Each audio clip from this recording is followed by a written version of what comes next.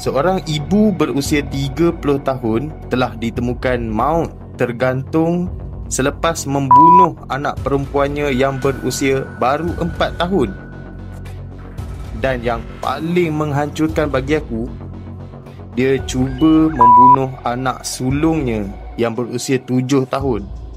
Makna kata dia cuba bunuh 2 orang anak dia dan dia gantung diri dia sendiri dalam rumah yang sama pada waktu yang sama. Punca jenayah ni tekanan emosi yang melampau selepas kecewa dengan teman lelakinya yang didakwa curang dan menjalinkan hubungan sulit dengan wanita lain.